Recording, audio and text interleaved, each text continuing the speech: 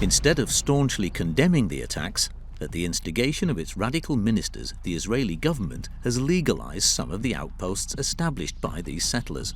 In 2024, according to the NGO Peace Now, 63 of these outposts have been recognized by the government. In June 2024, Bezalel Smotrich, the finance minister, seized more than 1,200 hectares of Palestinian land, mainly in the Jordan Valley. This was the largest annexation in 30 years. A settlement policy which sometimes feels irreversible.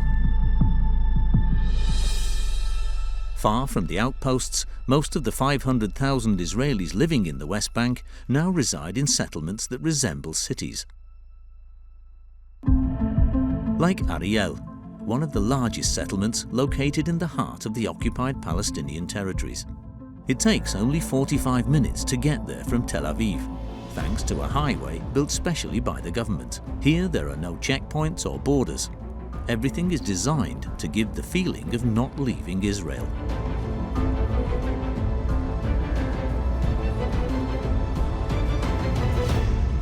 When Ariel was founded in 1978, it only had around 40 settlers. But it has since continued to expand, despite being completely illegal under international law. Today, it resembles an affluent suburb with its residential neighborhoods and its public swimming pool. It's home to 20,500 people from all over the world. Nadia is originally from Ukraine. She moved here 7 years ago with her son Tim. In Israel, we have a lot of jokes about, the Christmas tree and the Russian-speaking Jewish community, because it's not something what common to celebrate in Israel. So we still have such pictures from the countries of former Soviet Union. But Nadia doesn't see herself as a settler. She feels as though she lives in a city like any other. You feel that you live in a city. I mean, you do live in a city. You have different, you have actually everything what is necessary for your life.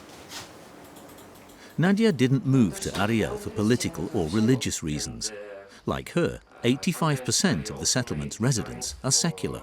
We are not religious, but we do celebrate holidays, and for us it's a very important part of our life. Pesach, New Year celebration, Rosh Hashanah, are very important holidays, and we have family around the table, so for us it's very important also to transfer this knowledge to my son and to build his identity.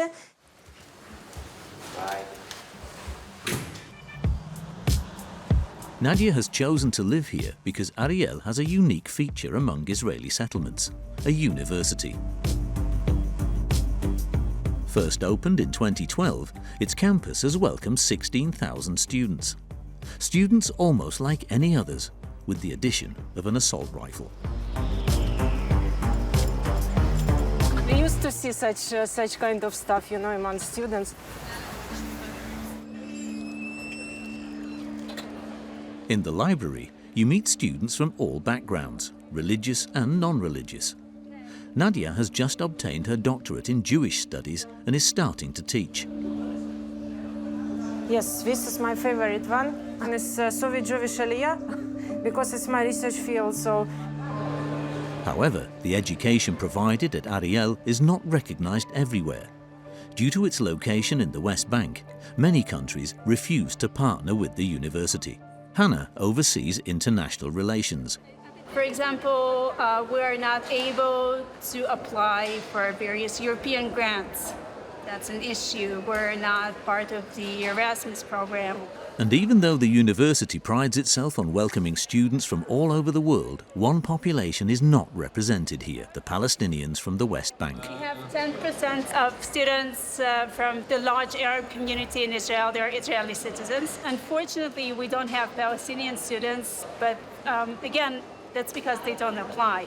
We actually had one student who applied. I don't know what happened to if it was admitted based on his academic status. Despite this, the government wants to make Ariel the showcase for its settlement policy. In 2017, during the inauguration of the university's medical school, Benjamin Netanyahu strongly emphasized this point. ובתים. אנחנו בונים באריאל, אנחנו בונים את אריאל, ואריאל תמיד תהיה חלק ממדינת ישראל. To enforce this vision, the government continues to authorize the construction of new homes. At Ariel's City Hall, Shira Kaz is responsible for the development of the settlement. The official barely has a moment to rest. There's a new neighborhood that's going to connect with this area. So Ariel is going to be much larger than today. In the south of the city, a brand new neighborhood is taking shape, set to welcome 5,000 new residents. בגדול היעד שלנו שאריאל תצמח להגיע להיות עם 100,000 תושבים. בהדרגה, כמובן שהשכונה הזאת זה רק ההתחלה, יש לנו אחריה.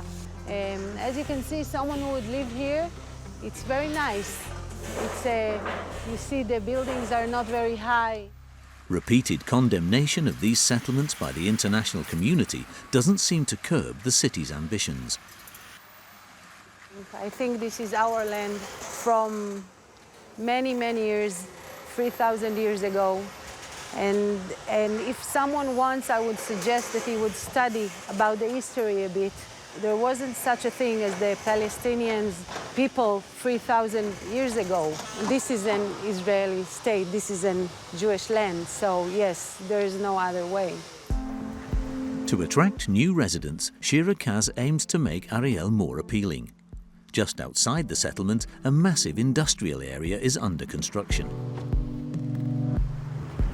Alan, my name.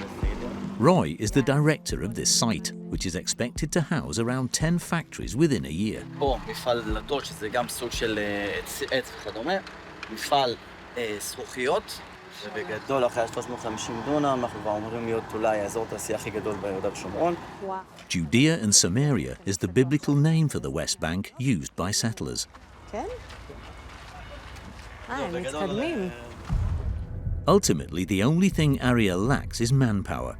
Here, 3/4 of the workers on the construction sites are not Israelis but Palestinians. All day long, they work under the close watch of this security guard. מאבטחת חמושה? בטח. וואו. איזה יופי. ואיך כמה פועלים יש פה באתר? יש פה 30, משהו כזה. איך העבודה איתם? רגוע? כן, ממש. יופי. נחמד, עובדים, בשקט. יופי. באים, חוזרים, מסיימים את העבודה, הולכים, הכל בסדר.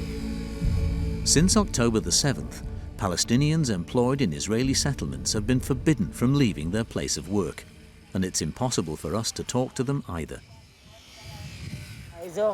הם אמורים להגיע לעבוד? הם עובדים באתר, אבל לא יוצאים, לא מטיילים, לא הולכים לפה. תודה. תשמרי על עצמך. מים, צל, זה חשוב. But in Israel, people are speaking out against this brazen settlement policy. One man in particular hopes to represent an alternative to Benjamin Netanyahu. At 62 years old, Yair Golan is the leader of the Israeli left. However, he's no ordinary politician. He's a retired army general. On October the 7th, Yair Golan became a national hero. On that day, as soon as the first rocket alert sounded, he decided to head to the site of the attack. So I took a rifle and other combatant gear and I went straight away to the south. Ready. Once he arrived, Yair received a call from his sister. She informed him that a group of young people were fleeing the music festival. Yair then went straight to their aid. So I asked her, all right, send me a location. I know the terrain very well. I thought it could be much safer to drive my car into the fields and not on the main roads. And that's what I did. And I have managed to find them and to take them out of the combatant zone. And then I got another phone call and another phone call. In total, he made 3 trips back and forth, getting closer and closer to the fighting, and saved 6 festival goers.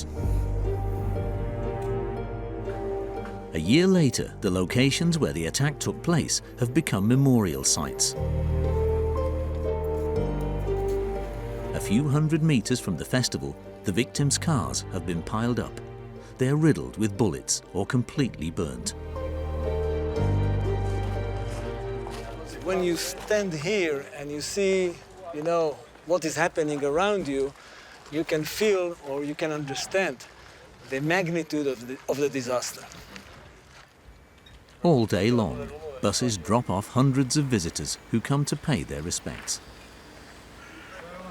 And since his heroic act, the retired general has not gone unnoticed. These young Israelis are members of a unit that Yair led for 3 years. את בסדר? יש לי הזכות והכבוד להגיד כמה מילים על יאיר. אחד הדברים שמאפיינים אותו, קודם כל, גיבור ישראל, אמיץ. Where are you from? Texas. Texas? Texas. The general quickly transforms into a politician and openly criticizes Benjamin Netanyahu's government and his extremist allies. אף אומה בהיסטוריה לא נבנתה על הבסיס של שחיתות עמוקה, של לאומנות קיצונית ושל הסתגרות סקטוריאלית שמתעלמת מכל השאר. אנחנו יכולים, כמו בכל טראומה, לשקוע ולהשמיד את עצמנו, ואנחנו יכולים לצאת מזה אומה מחוזקת, אומה טובה יותר, אומה שמצליחה לחיות בינה לבין עצמה באופן הרמוני יותר, וזה לגמרי אפשרי. For the left-winger, Benjamin Netanyahu has trapped the country into a dead-end war and failed to lay the foundations necessary for future peace with the Palestinians. Netanyahu, because of his political consideration, doesn't want to release the hostages because he knows that the more extreme elements in his governments don't want it.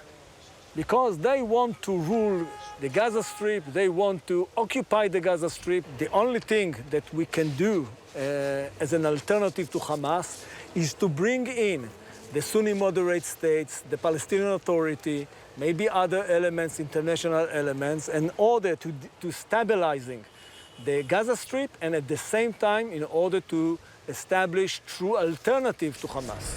Even though anger is brewing in the country against Benjamin Netanyahu, recent Israeli military successes against Hezbollah in Lebanon, particularly the execution of its leader Hassan Nasrallah, have given the Prime Minister a boost in popularity.